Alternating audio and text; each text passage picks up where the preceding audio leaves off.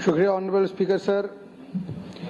आज की जो ग्रांट्स हैं वो बड़ी इंपॉर्टेंट ग्रांट्स हैं सर, और मिनिस्टर साहब जो है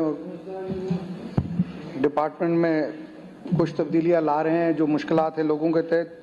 मेरी एक दो सजेशंस हैं इनको। सबसे पहली सर मैं कहना चाहूँगा जो जम्मू कश्मीर को खास करके नुकसान हुआ, फूड सिक्योरिटी बिल जो गवर्नमेंट ऑफ इंडिया ने 2012-13 में पास किया, लेकिन तब की गवर्नमेंट जिसकी क़यादत जनाब उमर अब्दुल्ला साहब कर रहे थे 14 तक उसको बिल को यहाँ हमने नहीं लाया, ना इन्होंने उस बिल को यहाँ पे इंट्रोड्यूस किया ना पास किया। लेकिन जैसे ही 2015 की हुकूमत आई, उस बिल को जो यहाँ पे लाया गया, उस बिल को जम्मू कश्मीर में इंट्रोड्यूस किया और बीजेपी और पीडीपी की मेहरबानी से जम्मू कश्मीर के तमाम लोगों का एपीएल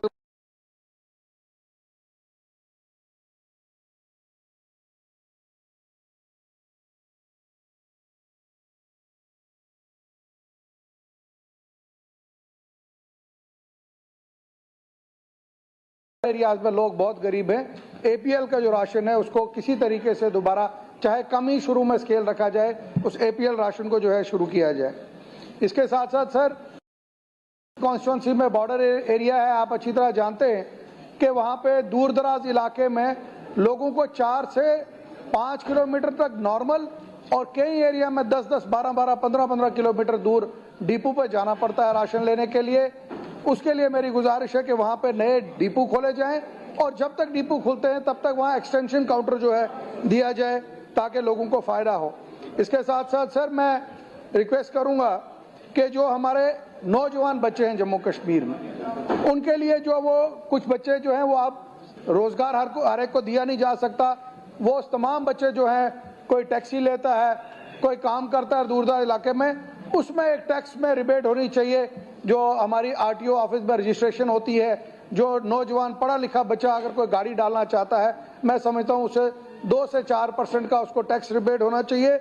और उसके साथ साथ सर जो रजिस्ट्रेशन हमारी व्हीकल्स का है जम्मू कश्मीर में, मैं ऑनरेबल मिनिस्टर साहब से गुजारिश करूँगा उसमें कम से कम 2% का जो है वो कम किया जाए, ताकि पूरे हमारी नेबरिंग स्टेट्स जो हैं यहाँ से गाड़ियाँ ज़्यादा से ज़्यादा परचेज होंगी, वहाँ बाहर जाएंगी, उससे स्टेट का जो रेवेन्यू है वो और ज़्यादा बढ़ेगा। मेरी इनसे रिक्वेस्ट है उसके करने के लिए।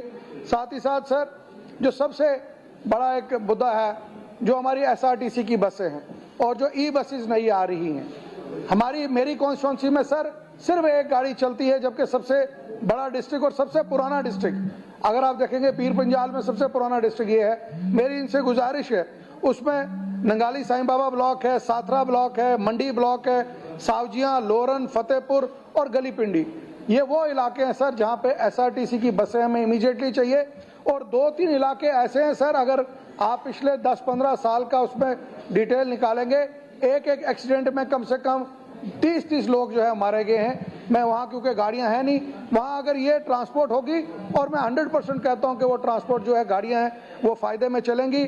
मैं सर ज़्यादा कुछ नहीं कहूँगा क्योंकि टाइम की कमी है। जो मैंने ये सजेशन दी है, मुझे उम्मीद है कि ऑनरेबल मिनिस्टर साहब अपने उस पर रखेंगे कंसिडरेशन।